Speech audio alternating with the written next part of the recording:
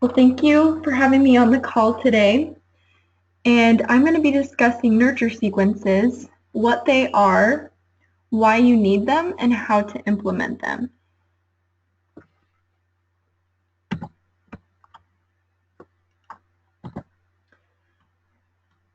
So first, I just want to explain kind of what nurture sequences are. And it's basically developing relationships with your list at every stage of the sales funnel. And that's also known as lead nurturing. And I'll explain what the sales funnel is soon, but that's kind of the definition for it.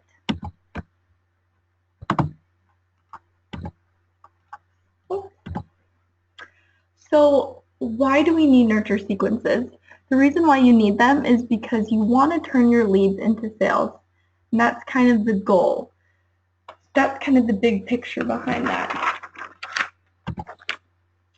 And nurture sequences are actually different from your standard email marketing. And I'll explain why.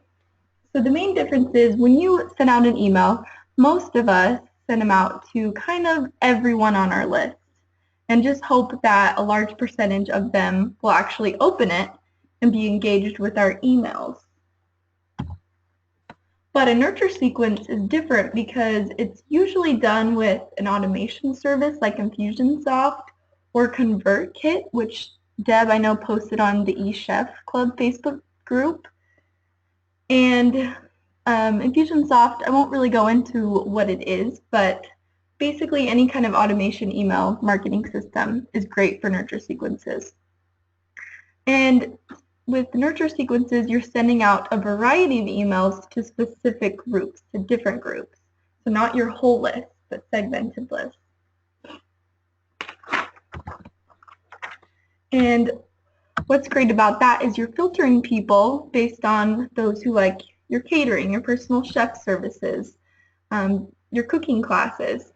Maybe, are they new opt-ins? Are they already customers? So you kind of want to filter them based on where they are in your sales funnel. So I've been talking about a sales funnel, and I want to just give you the basics because I think that'll help you understand why you need nurture sequences and how to develop them better. And so if you're a customer who's already purchased something from you, they're going to need a different nurture sequence, maybe like an upsell, than those who maybe have never heard of you before. So there's three main stages. There's awareness. That's the first part of the sales funnel. They're aware about your product or services. You send an email kind of introducing yourself, and then there's the evaluation where they start to see that you can meet their needs and help with their pain points. And then there's the purchase stage where they actually make a purchase and they're ready. They've been nurtured. They're aware. They see that you have what they need, and then they purchase it. So I want to show you how to set up a nurture campaign. And there's a few different steps. And the first step is you need to define your audience. Who is the person that needs to be nurtured? And research shows that emails that are segmented tend to get opened more because people care about it because you're sending it to a specific group and a specific person in mind. The second is mapping your content. So you have to have kind of a strategy. What kind of emails do I want to send to this specific group? And what part of the sales funnel are they at? What you might do is open a Word document and put email 1, email 2, email 3, and kind of think about the subject you want to have for each one and the goal behind each email, and then how they kind of flow together and what order you want to put them in and how far apart you want to send them. So a good way to do this is to work backwards. You want to think of your goal in mind. Do you want to send them to a certain sales page? Do you want to send them to a webinar you're doing or a cooking class sign up? And then you need to think about what will warm them up to the idea of signing up for that. How can I nurture them to take that step that I want them to? So work backwards. And then a lot of you guys might not have this information now, but it's a good idea to keep track of how people historically or in the past converted into a customer. So you might just make note of, where did they drop off in the sequence? Where did they stop being engaged with my emails? Or what email did they finally purchase that cooking class? So make note of that to kind of know what's worked in the past. And then what you can do is look at the emails you have set up and kind of see if there's a good balance between kind of more salesy emails and more educational pieces. Do you have clear calls to actions? Is it geared toward your audience? How can you improve your content? Like I mentioned, you're going to want to set a timeline for your emails. And different email systems do this differently, but most of them you can schedule ahead of time. So HubSpot Marketing recommends about 2 to 3 emails in a campaign, and Kissmetrics also recommends that probably not more than 4 emails a month. So now keep in mind though, it does depend on the timeliness of what you're nurturing them. So it's okay to send emails, 3 days apart or, an hour before the cart is closing. So that you're going to have to just see, kind of see what works for you. So I wanted to show you an example of, these are the 3 stages of the sales funnel: awareness, evaluation, and purchase. And these are the type of emails you could send out. So for awareness, kind of generate just interest and let them know who you are. You could give them a checklist. It's kind of your opt-in. An ebook, a tip sheet, any of those would create awareness about you. And then evaluation, you might think that's kind of similar to awareness, but evaluation is more specific on the services you offer, like frequently asked questions about your personal chef services, or maybe you send them to a video where you introduce yourself, and then maybe they finally purchase that. Maybe you offer them a coupon or a discount on something. So that's kind of an idea of where all of those type of emails would fit in. And I'm going to be giving you specific examples as well. And to kind of relate it, to give you guys some ideas, for the awareness, you could do maybe a paleo guide. For evaluation, you could maybe do a webinar on cutting down your grocery bill and then having them sign up for maybe your grocery tour service. Maybe that would be the end purchase in mind. There's lots of things you can do. So I want to discuss some of the nurture sequences you can have, because there's a few different ones you can do. And the first one is a welcome sequence, and that goes to people who opt in through your website, through a link, however you do that. And we have a welcome sequence, and this is kind of what ours looks like. Our first email welcomes them, thanks them for subscribing. Our second email kind of tells them about our company and what we are all about. It explains our mission and values. And then the third email is some kind of educational piece. We usually give them another freebie like an ultimate salad guide. And email 4 is usually another freebie. We'll share our favorite recipe so they can kind of see the quality of our food and establish us as experts. And then email 5 is finally a discount and a call to action to purchase this chef service. And that's after they've been kind of nurtured and they kind of know us a little bit better. So this is what maybe a welcome email could look like. I love this example because it's just very inviting. I love the line that says, "We hope you enjoy opening our emails as much as we enjoy making them." So, get them excited that they've joined your list. And I love also how they have a personal signature at the bottom so that it looks like it's coming from a real person. Also, a video is a great idea to do in a welcome email. People like unconventional things, and video can add extra interest to that. All right, and this is our food benefits guide that we do for Savor. And with this type of nurture email, you really want to touch on their pain points. What pain point does your company solve for them? For ours, a lot of people have health issues, and so we often give them stuff related to how food can help them overcome those health issues. And you could give them something like this, attach a PDF. In our freebie email, like I said, we usually share a recipe. We actually just include the recipe right there. You could also include a link to maybe a blog post with the recipe. but give them something. Show them kind of a preview of what your food is like, and make sure it reflects what you actually serve in your services. And then also another idea you might try is maybe sending them some sample menus, letting them know the variety of food that you offer. And then, like I said, we usually do a $57 off coupon for their first personal chef service. And that kind of incentivizes them to start a service with us.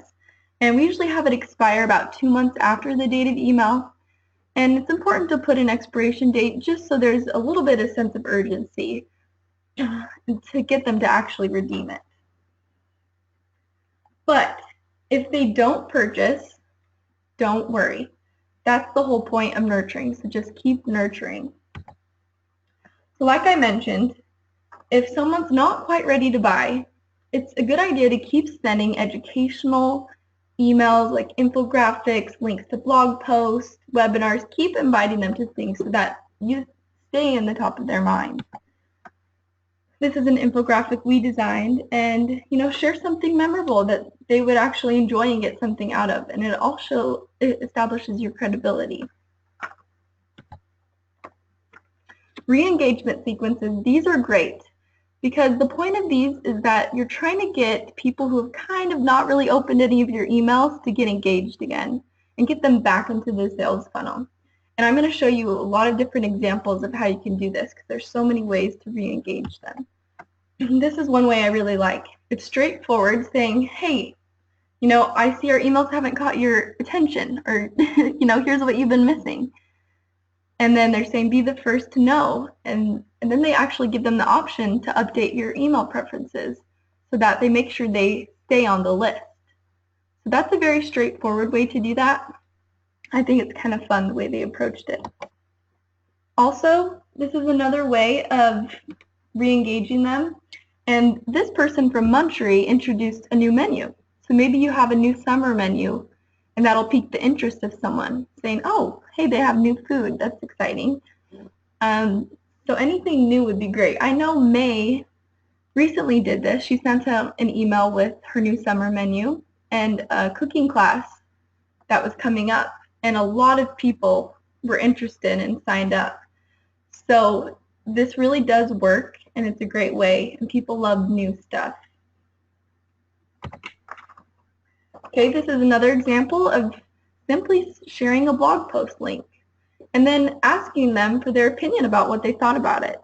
I love that because it shows that you care about the content you're putting out and you really want to help them solve their pain points. I love this email because, again, it's very straightforward, saying, we haven't seen you in a while. How about you check out our cool templates? And you could maybe send them to a blog post or whatever else you have on your website to help get them re-engaged. That's another great way. So you can also send out a product focus sequence. So once they kind of showed interest in the product and they've clicked on the links, they're engaged, you can actually educate them more on the key features of the product and maybe include some testimonials to let them know other people enjoyed this product or service, and even case studies. So this is an example of a specific product. Maybe you guys don't sell food or canned goods, but this is a great example of saying, hey, this is what it all includes. And I just loved how they kind of just spelled it out for you. Again, this is an example of a testimonial. You can take screenshots. If you have a testimonial on your website, take a screenshot of it and turn it into a JPEG. And you can include that in an email.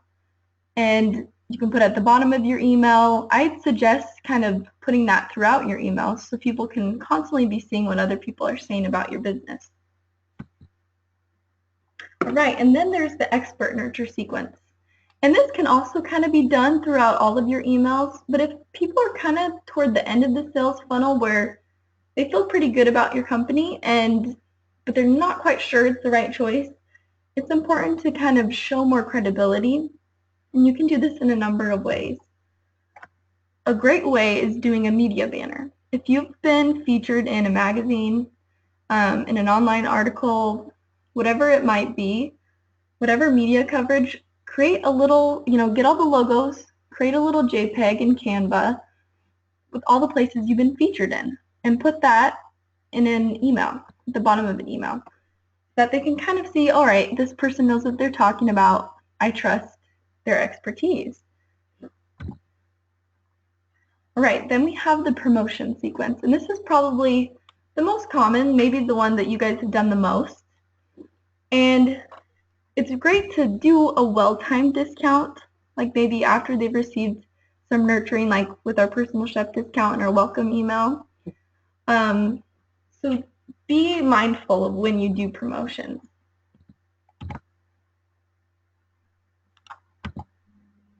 So some things you could do, maybe a percentage off. That always works well. I love this, how it was a simple announcement. Our book is out today. Maybe you have a cookbook. Maybe you have an ebook that you just published or a guide. Make an announcement about it and have a call to action. So another sequence, which maybe a lot of you guys are missing out on, is to upsell them. So if they've already purchased from you, make sure you're not missing out on having them purchase more, because it's a lot easier to have clients purchase more than to acquire new clients.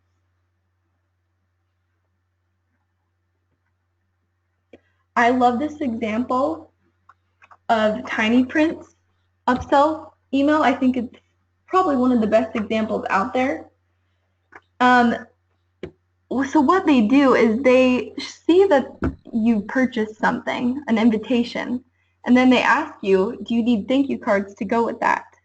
And I love that because they get it in a timely manner, they send it to you, and then they give you a discount. So I really love that. And you could do an add-on with any service you do. Think about what would pair well together and what people might need in addition to what you're already giving them. All right, now this may not apply to everyone. Maybe you don't have contracts with your clients. Maybe it's just kind of a come and go thing. But it could also apply to old clients. And maybe you need to send out an email once in a while to old clients to encourage them to come back. And give them a reason to renew. Offer them a discount, an incentive. Let them know what's new or what's changed about or improved about your services since they've been gone. So this email, you can kind of get an idea of what that might look like. She says, I see that your trial is scheduled to end. I'd love to do a quick call on Skype to walk through some tips. So you could do something similar saying, we haven't cooked for your family for a while. We have this new menu or this new service that we'd love for you to try. You might word it that way. And then last of all, when you're doing these nurture sequence, you have to be patient with yourself because it is trial and error, and I'm always switching up emails and improving them, changing copy, changing images, and just make sure you're looking at your reports. I don't know how your email system works, but we can look at reports and see, all right, how many people clicked on this link? How many people opened this? What's the percentage of people who opened it? And ask for feedback about your emails. Don't be afraid to send out a survey and ask people if they're engaged in the content you're sending. And like I said, tweak stuff. Maybe you're sending your emails too far apart. Maybe they need to be closer together with your nurture sequences. Maybe they need to be sent at a different time of day. So just be patient and know that nurture sequences are meant to develop a relationship and to softly eventually sell them into doing services with you. That is all I have for you today. I wanted to keep it pretty basic and not overwhelm you. And are there any questions that you guys might have?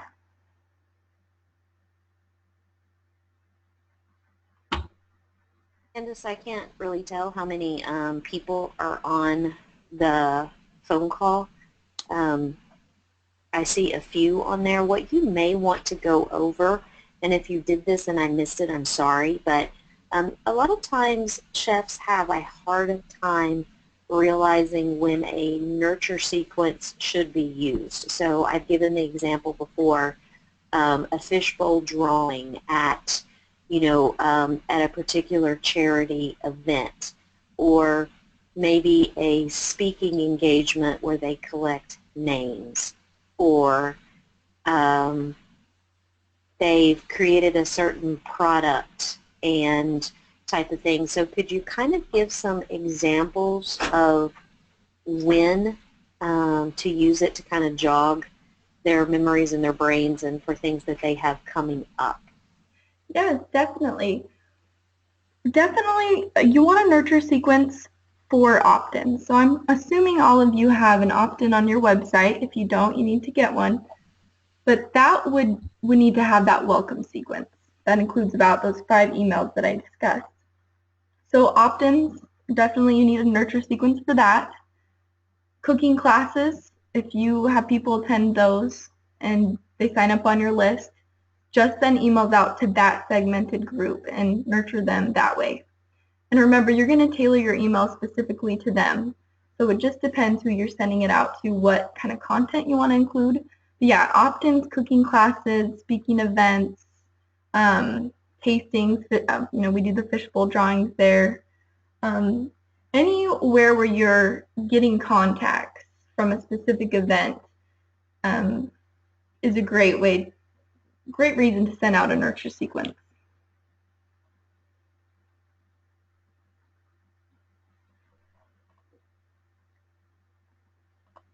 Are there any other questions? I'm actually not able to see the attendees while I'm recording, so. I'm looking real quick to see if there are, let me see if there's any in the chat. I think Melissa just wrote something. I saw a little blurb. Are you able to unmute her? I am not. Oh, yeah, Melissa's on the web. Let's see, not connected to audio. Melissa, if you have, can you hear me? Yeah, there you are. Hi. Hi, Melissa. How are you? Good. How are you? Good. So, if you already talked about this in the first few minutes, I'm sorry I missed it, but can you talk about programs to manage the nurture process? Like, for example, if you personally have done it in MailChimp, can you talk about ways you've done it? Or if there's another program like the one Deb posted about on Facebook, can you tell us about that? Because we've been doing the things you're describing over the years, but never on a consistent basis because we just didn't have an organized way to manage the whole process. Right. Yeah, it definitely makes it more difficult when you don't have a system in place. I know with MailChimp, I've worked a little bit in MailChimp, and from my limited knowledge with it, I know that you can create campaigns. I'm not sure they're the same type of campaigns you find in Infusionsoft where you can put a series of emails with delay timers and all of that fancy stuff. Right, that part you can't do. Okay. So I didn't know if, we can schedule emails to go out in advance to a segment. Right. That's not a problem, but we don't have a way, like, so for example, somebody opts in, we send the welcome email. We don't have a way to consistently follow up with that person electronically. Like no way to schedule something, say every 2 weeks, 3 weeks, or every couple months, whatever it is, to that specific person. Yeah, I get what you're saying. The only way I know is, setting up a segmented list and just scheduling them out ahead of time. So are you saying that you guys aren't able to, like if someone opts in, you have to manually go in and send them a welcome email, or does it automatically go to them? No, they do get the welcome email automatically. Oh, it's good. just all the nurturing after that would all have to be kind of manual. Okay, so they don't. So yeah, it sounds like MailChimp doesn't do automation. And a lot of the free ones don't. Like I said, I work mostly with Infusionsoft, so I know that the best, but the Convert Kit, that's something Deb and I recently discovered. I haven't looked a whole lot into it, but it's definitely a cheaper way to automate than Infusionsoft. So I would check that out, and I'll do some research on my end too and kind of see what it does. But I think it does a lot of the same things Infusionsoft does. Okay.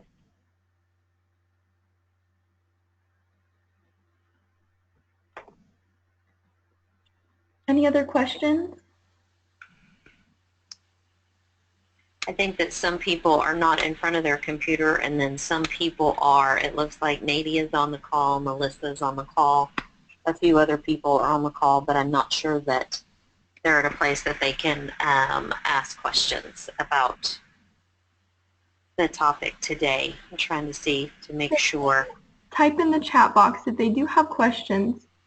If they don't have questions right now, I'm happy to answer any emails. If you guys think of something later on, I'd be happy to answer them. I have another question, if that's okay. Go for it. So where do newsletters, monthly newsletters fit into the nurture sequence other than going to our whole database? Is there anything else we should be doing with those? So I usually let them go through our welcome sequence before I usually add them to the newsletter, just because I want them to kind of be introduced to us first before they get a newsletter, if that makes sense. Kind of want them to be nurtured a little bit. But I don't see any harm in letting them be on the newsletter list and be in a nurture sequence. So if anything, Okay. there's more free content that establishes credibility. Okay.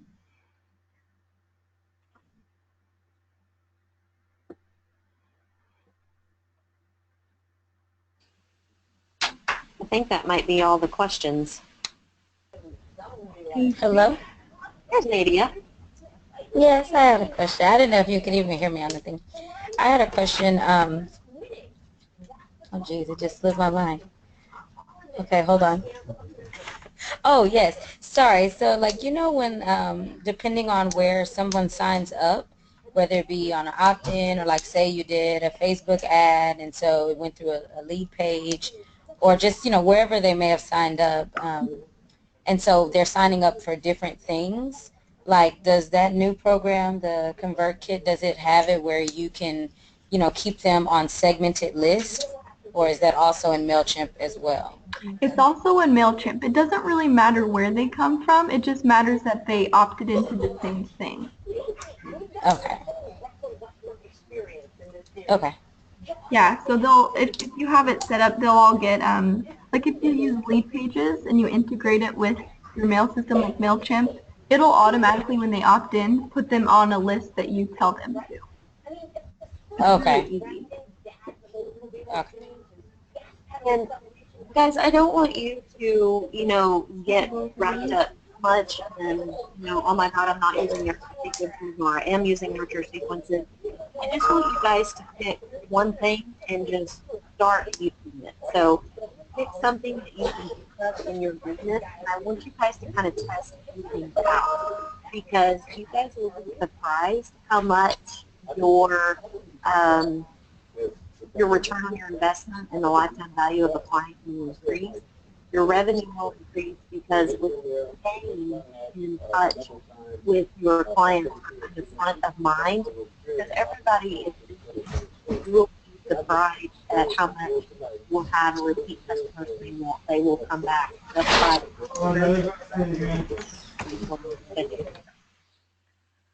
Yeah, and if anything, I'd say a good place to start, if nurture sequences are kind of new to you, just start with the welcome sequence. Just 3 or 4 emails that you develop. That's a great place to start. We're setting up more and more nurture sequences for our clients. And one of the ones that we did is whenever we receive a new client, and we automatically send them. Guys, could you mute if you're not talking right now, because we're hearing a lot of background noise. We will send them a nurture sequence before they actually start services, just to kind of get them excited about it, of, you know, hey, we're glad you became a part of our family, and these are some of the things you can expect.